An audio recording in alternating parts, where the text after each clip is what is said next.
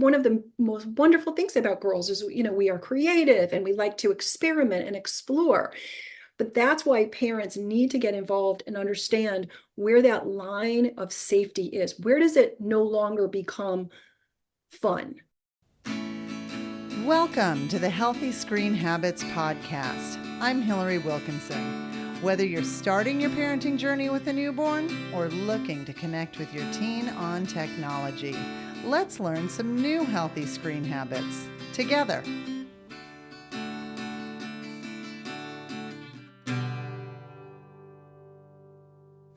My guest today started Good For You Girls to keep girls away from toxic chemicals during puberty.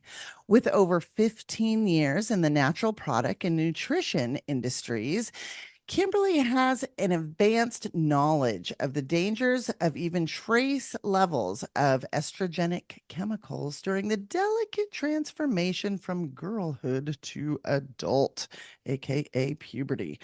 After reading article after article about tween and teen girls flooding beauty counters, asking for products endorsed by social media stars, I knew we needed to chat. So she's here today. Welcome to Healthy Screen Habits, Kimberly Grustas. Oh, thank you so much for having me. This will be fun. Yes. Kim, before we get into skinfluencers, facial care, and digital wellness, tell us about yourself. How did you get into this area of self care and skin? Yeah, I'm a creative director by trade, and I was a health nut back in the day. So I started in the nutrition business as a creative director for a really large nutrition company, working with protein powders, amino acids, creatine, bodybuilders, athletes, that sort of thing. I left that company, went to work for an ad agency, continued my journey with large nutrition companies. Also started to take on beauty companies, and I started my own agency in 2000. And I fell in love with natural products. I fell in love with people who were, creating the natural products. They were so passionate. And then, so that's what I did. That's what I've been doing for so long. And then when I started Good For You Girls in 2008, I brought all of that knowledge together to start this brand. So let's talk about this world of skinfluencers, which is a very interesting phenomena. And for anyone who's not familiar with that term, skinfluencer is a portmanteau that is a mashup of two words to make a better one, I think. It's skin and influencer, which refers to a person on social media who has an active following and promotes various products, typically for money. So, skinfluencers are often seen posting get ready with me videos or nightly routine videos, which showcase the products they use to keep their skin looking luminous and fresh. And, Kim, what qualifications do these skinfluencers have to provide skincare advice? Like, how does their expertise compare to that of, let's say, dermatologists or licensed professionals? There are not a whole lot of qualifications needed, right? There's a wide knowledge base there. And that doesn't mean that people can't educate themselves about ingredients and products and things like that. But I worry from, just the point that nobody's really talking the ingredients. They're saying, oh, this product works for me, or yes, it works. But remember, everybody's skin is different. So what works for one person does not necessarily work for another person. And the fact that we're adults and we're confused or watching this is fine, right? But influence runs down. So a 20-year-old influencer is not being watched by a 20-year-old. She's being watched by a 12-year-old, right? And this is where the concern is really happening for me. And what I'm seeing with the young people, not having the critical thinking in their stage of development, that they really understand that they're being sold, and what they're being told is not always authentic. Yeah, yeah. I I I just wrote that down. Influence runs down because you're Yeah. absolutely right. It's kind of like when you have little kids and you take them to the park, they're always interested in what those kids just a little ahead of them are doing. I mean, nobody is more fascinating to a 3-year-old than a 5-year-old, you know? Yeah, I mean, we really are at a really interesting time. Puberty is happening much earlier than ever before, right? So the average age of puberty is actually, they say between, 11 and 13, but it's actually 11.2 statistically. And, we have breast development happening, used to happen with at the same time. Now it's happening almost 2 years earlier. So what we have is this aging up of our girls specifically, right? And that's my wheelhouse is girls. And you could ask me questions about boys and I can tell you what I know, but my wheelhouse is really girls because that's where I study. So you have this aging up and it's almost like a theft of childhood in my Hmm. mind. And Hmm. it's very What? scary. It, Yeah, and as you. a my daughters were the first, so I experienced that firsthand with my girls. Mhm. And I saw that there is, we talk tribe a lot, and girls are hungry for tribe. And this is again because of their brain development during puberty. And so they want to be part of something. And the world today, and the way that social media works, is there really isn't a safe tribe for them within the social media planet. Let's go back a little bit more into the skin zone. And I want to just talk about what I see happening Mhm. when I go into Ulta or Sephora, right? And it's so, and I know I'm not the only one seeing it. This August, even the Associated Press did this expose into young girls who are using anti-aging products, like you said, Yeah. seeing that they're seeing used on social media. And when I say young, I am talking, the girls I am seeing are 10 and 11. They're Mhm. not even teens. And they're like Yeah. up close in the mirrors and they're talking to each other about under eye wrinkles. And the LA Times just posted an article about Gen Alpha girls. Gen Alpha, for anybody who doesn't know, are those kids typically defined as those born between 2010 and 2024. And they are, I mean, they're cleaning out Sephora and Ulta and other beauty stores with to buy very high-end beauty products. And so I'm interested from your standpoint, like you said, girls are your wheelhouse. You have both studied the physiological hormonal issues, but what can you tell us about this Sephora kid phenomena? Is it good or is it bad? No, it's not good. It's really not good. And I'll take it from two different sides. So we have the psychological again. They want to be part of something. They're feeling lost. There is nothing, right? I was literally the first company in 2008 to have a product line for this demographic specifically, right? And so as I like to think I was way ahead of my time, because I recognized as a mother of two girls that they wanted in, that they were entering puberty sooner, that they needed products to take care of themselves. They wanted something to take care of themselves. This is an amazing rite of passage into adulthood, and we need to be able to honor that. And because of my knowledge, when it comes to ingredients, right? That's where the trouble in my mind is. And we're not just talking about, I mean, we're talking about anti-aging ingredients. Now, when we look at their skin from our perspective, they are the goal. Their skin is juicy, young, plump, right? And so there again is the cognitive, ability to be able to say, I don't, when they look at influencers, go, oh my gosh, I don't need that. Like, why do I need it? Right. So this is where their brains, they can't process that and understand that their skin is the goal, right? That they don't need those products. Now, there's a lot of products, ingredients that are really harmful for a lot of people. Remember, your skin is your largest organ. 65% of what you put on your body gets absorbed right into the bloodstream. It's not like it's being ingested and goes into your stomach acids and gets broken down. So when I say estrogenic chemicals, it means that a lot of these ingredients actually mimic estrogen within the body. So the way that I can easily explain it is when you eat a protein, your body knows what to do with it.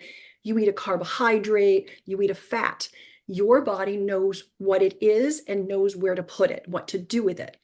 So now you're introducing your body, whether internally or externally, to chemicals. Mhm. So the closest thing that a lot of these chemicals will mimic in the body is estrogen, because your body doesn't know what it is.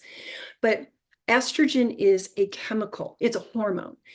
So that's why we call a lot of these ingredients estrogenic, meaning they mimic estrogen within the body. That's for every age. That's not just for, for tweens. But what's happening in a girl's body is puberty starts in the hypothalamus, then it's the pituitary gland, then it goes to the reproductive organs, right? It's a cascade. And I think that's a beautiful way to describe it. It's this cascade of hormone development. It's also happening in the adrenal glands, which are part of the kidneys. And so now, and a young girl's body is waiting for these signals naturally, because that's what the body will do naturally, right? So now when a young person is being introduced to a lot of these chemicals, her body is saying, oh, okay, let's bring it on. Right. So it's not just like one ingredient, one product or one ingredient. It's multiple. And we know that young people are actually using more products on their bodies than the average woman, average adult. Right. So what will happen, in my fear, and we know this, is that their skin is not supposed to exfoliate as fast as ours. When we talk about anti-aging, right, we talk about recovering that new skin, or turnover. Their skin is not supposed to do that as fast as we are. They have sebum in their product. Sebum starts at age 9. Sebum is really a fascinating ingredient. It's kind of got a bad reputation, but it's actually delicious. When a baby is born, that white coating, I don't know if you've ever seen in the movie, baby born, whatever, right? Oh, I That remember mine. right. That white coating on a baby is actually sebum. And that's in the womb to protect, from the fluid. It serves a tremendous purpose. So during puberty, there is an increased amount of sebum production, but that is because they're of the fast growth in their body that they're going to be exhibiting, right? It's partly hormonal, but it's the growth and the stretching of all of that. And we know that the more sebum a young person has, the less wrinkles they'll have as an adult. So it's one of those things that's really fun when I talk to youth, groups of girls, and there's always those girls, oh, I'm all greasy and I'm oily and all this stuff. And I said, oh my gosh, what a blessing.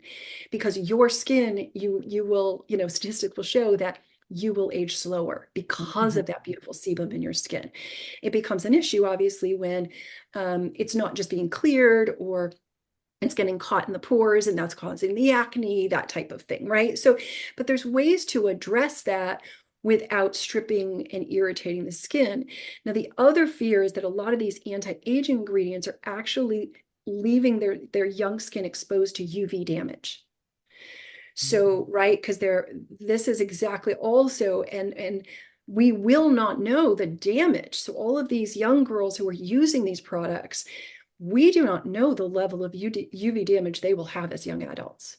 Yeah. And it totally makes sense, because I am certainly of the age where I use the retinol products. I use the things that do all of what you were just talking about, the encourage cell turnover. It's at all, that's, at least that's what I'm told. I don't know.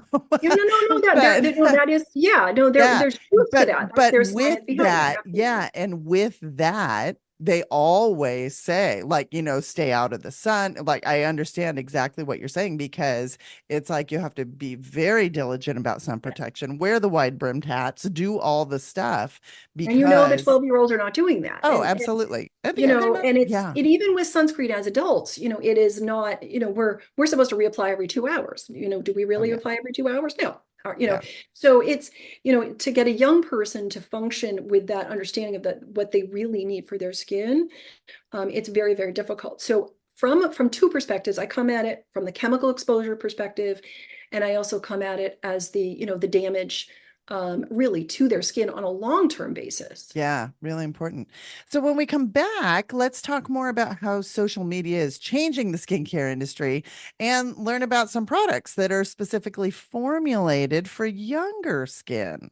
Diving into the world of smartphones can be a wild ride for kids and parents alike. Whether your child is getting their first smartphone or has had one for a while, chances are they're still figuring out the do's and don'ts of using a smartphone wisely. Our book is here to help. Healthy Screen Habits for Tweens and Teens, a training workbook to help you use your phone wisely, is the tool your child needs to navigate life in the digital world. From tackling poor phone etiquette to addressing social media anxieties and online safety concerns, we have your child covered. Written especially for adolescents, we've put together all the information, tips, hacks, and rules to ensure that your child's phone is a useful tool that they control, not the other way around. We explain the whys behind the rules of phone use. We show your child the possible traps and dangers to watch out for, how to prevent them, and how to fix them if your child has made a mistake. We give your child the 5 core healthy screen habits to use daily, protecting them from some of the worst mistakes tweens and teens make while using their phones. This workbook will teach your child how to use their phone as a tool to help them do great things in their one amazing life, and it will make your life so much easier at the same time. Packed with colorful graphics and easy to read content,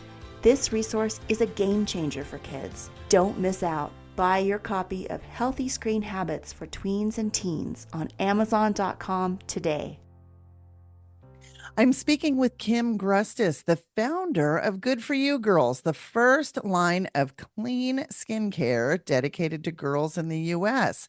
That happened all the way back in 2008. So, young girls' fascination with makeup and cosmetics is certainly not new. I mean, neither are kids who kind of hold themselves to idealized beauty standards. I mean, I can remember product of the 80s, flipping through the Cosmo magazines and all of the rest. But what's different now, of course, with anything related to technology is the magnitude and the force at which things are exposed. So I remember reading this. There's a 14-year-old girl named Mia who admitted in the Associated Press article that I referred to earlier that the obsession with skincare is more than the pursuit of perfect skin. And she said it's about feeling accepted and belonging to a community that has the lifestyle and look that you want. And I like coming from the healthy screen habits perspective, this is the poison pill of social media for our young girls. So, Kim, what's your experience when dealing with the pressures of social media skinfluencers that are promoting certain products or trends to young girls? Yeah, I think a lot of it, and Mia's right on. I mean, as a young person, you said she was 14. Mm-hmm. Great answer, because she gets it, and that's where we as a society, social media is filling that tribe for them, right? And I look at it and I think, makeup, sitting in your room and doing makeup and watching these videos and all that stuff. Is there any harm? Again, you're introducing your skin to a lot of bacteria because let's face it, the products that they're using initially, they're maybe not a great quality. And so they're maybe not washing it off properly and things like that. So they're just sort of creating this nightmare on their skin. But when you were talking about, yes, before versus today or years ago versus today, those girls were 16. Those girls were, right? They were 60, they're older, and now they're much younger. So again, it's the critical thinking, it's the missing the tribe. Mm-hmm. It's the critical thinking to really understand that they don't need those.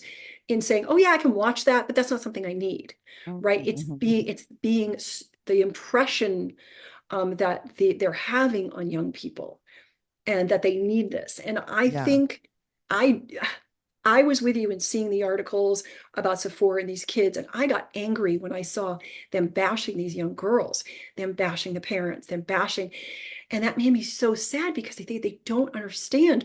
And they're like, how soon you forget that you were once 11 and 12, it's a very critical time. And I was very offended when people were bashing on these young girls. Yes, the behavior is deplorable in the stores. It shouldn't be, right? And that kind of thing, right?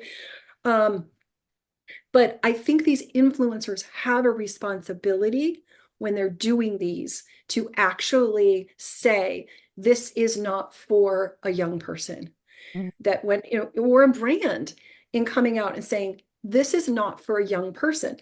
But let's be honest, when has a brand ever said this is not for a certain person? No, Right. it's you to spend your money, you to feel disappointed, and then throw it in the garbage. Right. Brands don't take responsibility for that. And so I think while this is a really stressful conversation, for most people, I think it's serving a purpose, and maybe brands will be held accountable. I know that some of the brands have put, warning labels or are now thinking, and I know California tried to do a thing where it says, under 13 can't use. But I think consumers really hold the purse here. Mm-hmm. Mm-hmm. Consumers and moms and parents specifically to have those conversations Yeah. with their daughters and ask them why. Okay, why do you think you need this? Let's look at the science behind it. Let's look at the ingredients. Let's look at that influencer. Let's look to see if commission is earned on this posting. Let's look to see if there's a link to the TikTok shop where she's earning commission or whatever on that particular product, I think right? that's so critical. That's so critical as part of like digital citizenship and digital literacy of checking to see commission. Yeah, checking to see, oh, this is actually a 20-minute ad, Yeah, you know? absolutely. And what an amazing opportunity to bond with your daughter over this. This is something that you may share, even if you're not a makeup girly or a skincare girly. Get involved, right? Work with her through this. Yeah. Read through And this. I agree with you. Yeah. Like watch some of the videos together and see and start pointing out, oh, you see how she's showing us the name of that? They all do the same thing where they flip the product right facing the camera, put their hand behind it so you can be sure to see and if there are any links below or anything like that. I mean, that's part of becoming a healthy consumer. Yeah, and when you're talking about young people, less is truly more, right? Hmm. And this is also tied into the COVID soup, right? So with COVID, there was a lot of restrictions. And now what we're seeing is this like unleashing of, consumerism, right? You don't just need one product, you need a million, right? Well, I believe that the pendulum will swing back. And I think that the consumers are saying, wait a minute, I need to kind of rein this in a little bit. And I want to be a little bit more crucial or critical about the products that I am using. So Hmm. I'm starting to see a little bit of a shift back from the multi to really the quality. Hmm. Is a lot of crap for, quality. One of the most wonderful things about girls is, we are creative and we like to experiment and explore.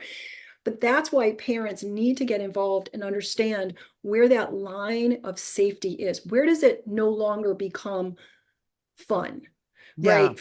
Where does it become being accepted and that dopamine hit? Because we've got to remember Right. their brains, they're going through, they have, the oxytocin in their brains right now, which is, we call the cuddle chemical. And it's really an attachment. And Right. so, as a parent, you really have to look at your daughter and say, okay, where is this healthy, not healthy, Hmm. right? Is she stressed out? Is there anxiety around this or keeping up with the Joneses and got to have this, got to have that, got to have this, got to have that? Because that is a very, very bad way to go. Like, that's a very big sign that it's only going to get worse. I totally agree with She needs you. It's like help. a red flag that maybe they're leaning too hard into defining themselves through external factors. Absolutely. And Hmm. I have donated my products to a lot of organizations that do mother-daughter weekend retreats. And I always encourage both the mom and the daughters when they're together and when they're communicating, have no makeup on. Hmm. Wash your Hmm. face. When you really have to have those big conversations with your daughter, do it without makeup. Be be present, be with her, in your own, package, your original package. I think it just sends those messages, and understanding how you treat yourself is she's watching, right? Yeah. This is if you see this, there's so much to learn, so much to teach in this moment with your daughter. That I envy any, and while it's really, really hard, I've gone through it with my girls, and I envy the moms who are going through that, because you're laying the foundation of being her, the one that she comes to for everything, right? Yeah. And it's Which, makeup today and bigger subjects tomorrow, and it's your window. And so use this as a gift and yeah. let And that that's such a different message than what, oh my goodness. I mean, I have a boy and a girl. And from the time I was bringing my little, my little girl with the pink onesie on, I mean, from the time that people could see her, the biggest thing you'd get was wait till she's a teenager. yeah. Just wait till she's a teen. And I got to tell you, we've had a great go of it. Yeah. And I love that you're focusing on kind of the powerful nature that I've heard you refer to it as being like a momfluencer rather than being Ah, it and was being an influencer. And I mean, art. nobody will have your girl's back like you do, Yeah, you know? absolutely. And it's really crazy because what I can't stand is people saying, "Oh, it's puberty, just suck it up and get over it." That is literally the worst message we can say. And there's so much that's really been the theme for so long. Mm-hmm. And when we recognize early signs of puberty, we really recognize what's going on in the body. It's fascinating. And I find puberty is really a superpower. And what a wonderful way to teach your daughter what her body is doing, to be able to honor it, to empathize with it, to teach her about what's going on. It's your brain, it's your blood, it's your bones. It's not just about your reproductive organs. It's the entire growth of your body, and it's your health, your long-term health. So I think, and it's also how we speak to ourselves, right? Mm-hmm. How we speak to her, she will learn how to speak to herself. Yeah. We got to get it right, right? Right. We are from that generation. I am from that generation where nobody talked about it, Mm-hmm. right? My mother handed me a box of, maxi pads and said, figure it out. Right. And I didn't have that. And I was damned if I was going to be that mom.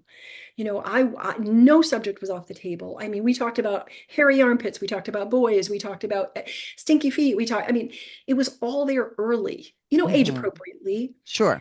but there was no fear of what their bodies were doing. Today, it's this fear, and we Mm-hmm. have to remember that this entry has to be a gentle one, or there will be fear. There is a thing called puberty trauma. It's Mm-hmm. real, right? Because we all remember where we were when we hit, and that right. Every woman knows. Oh, when you got your first period or You when, know yeah, that absolutely. pain. I mean, can that trauma that we all had, and feeling alone and out of control in your mind and in your head and all of that, you're out of your body experiences.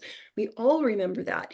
And now the pressure of social media and wanting to look like we have it all together and all of this, and it's just not reality, Yeah. Yeah. right? And the more we can talk about and dissect it, right? So for parents sitting with their daughters, looking at the influencers, sit with them on their screen, say, wait a minute, let's watch that again. Let's watch her previous videos. Why do you like her? Why do you follow her? Let's dissect it. Ask those questions, right? Why do you like her? Why are you following her? Right. And then I think we can also, I mean, if your daughter wants products, let's say, okay, you want products, let's understand first why you feel you need them, Mm-hmm. right? So let's assess, do you really need them? Right. And what is it? What are the ingredients? And is it appropriate for you? Right. Right. So Is it necessary? is it necessary? Yeah. And I talked to a mom a couple of days ago, and she says, you know what, I've given my daughter a budget. Mm-hmm. That's very So I'm not realistic. saying, very realistic, and saying I'm not saying no, but let's together look at what you think Mm-hmm. you need. And then we put that budget together. So Perfect. she's feeling supported and loved in that transition. Mm-hmm. And again, doing it together Yeah. is a Yeah. No, huge, and huge yeah, thing. you cannot overemphasize the importance of that relationship. Yeah. And you'd be really surprised. I think a lot of moms would be surprised what they're learning from their daughters as well. Oh, But again, 100%. Oh right? my. But with the creator, right? Like, really? I didn't know that existed, or Oh, whatever. oh, all the time. Yeah. My daughter's hair and nails way exceed mine. So just real quick, Kim, you created Good For You Girls. Yeah. And we've been talking about safe ingredients and we've been talking about all of these things. So who did you consult with? How, So go yeah, ahead. so working with a pharmacist, Okay. so for me, it's working with a wonderful formulator. For again, so what my products, what Good For You Girls does specifically is we get rid of the dirt, grime, the bacteria without upsetting the skin's natural pH or the microbiome, which is crucial to protecting the skin, right? So we do not use parabens, phthalates, petrochemicals, alcohol, anything that is going to disrupt the natural pH of the microbiome of the skin. But we clean it. We are plant-based. We have facial care products. We have cleanser, toner, moisturizer, which we believe in a three-step system because our toner is not an alcohol-based toner. And then we also have a roll-on deodorant, which is wonderful, which is a probiotic. So it actually eats the bacteria that causes the odor, which is also wonderful to talk to your daughter. It's not you stinking. Yeah. Right? Is Yeah. another education. And then that's when they're young. So it has a probiotic that actually eats the bacteria that causes the odor. And it has wonderful ingredients like chamomile and calendula and arnica to help soothe the skin. All of our products have that soothing base to it. So you're getting rid of the redness or irritation. So you're calming the skin. Because young skin is actually very reactionary, which is why when they use the wrong products, that wrong product can actually affect them for weeks to a month. So we have to take a short break, but when we come back, I am going to ask Kim Grustas for her healthy screen habit. Did you know anyone in a U.S. state, territory, or tribe who needs suicide or mental health related crisis support, or who has a loved one in crisis, can connect with a trained counselor by calling or texting 988. 988 is the easy to remember number that reaches what is commonly referred to as the Lifeline, a network of more than 200 state and local call centers funded by the U.S. Department of Health and Human Services. Formerly known as the National Suicide Prevention Lifeline, the full name has changed to the 988 Suicide and Crisis Lifeline. 988. It's the 911 for mental health. I'm speaking with Kim Grustas from Good For You Girls. Kim, on every episode of the Healthy Screen Habits podcast, I ask each guest for a healthy screen habit. And this is going to be a tip or takeaway that listeners can put into practice in their own home. What's yours? Yeah, when you're watching those influencers, make sure it's a reliable source. Take it at face value, right? And so always, especially with your daughter, understand where the source is coming from and do the research with her. Yeah, love it. Love it. Love the focus on like, let's explore this together. It doesn't discount their experience, which I think that's where that wedge starts happening in puberty.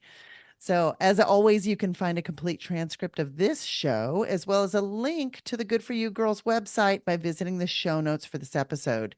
You do this by going to healthyscreenhabits.org, click the podcast tab, and scroll to find this episode. Kim, thank you so much for being here today, sharing about the importance of taking care of our skin at all ages, and just that Absolutely. reminder on how to connect with kids. For more information, you can find us on Instagram and Facebook at Healthy Screen Habits. Make sure to visit our website, healthyscreenhabits.org, where you can subscribe to the show on Apple Podcasts or via RSS, so you'll never miss an episode. It's free, it's fun, and you get a healthy new screen habit each week. While you're at it, if you found value in this show, we'd appreciate you giving us a quick rating. It really does help other people find us and spread the word of healthy screen habits. Or if you'd simply like to tell a friend, we'd love that too. I so appreciate you spending your time with me this week, and I look forward to learning more healthy habits together.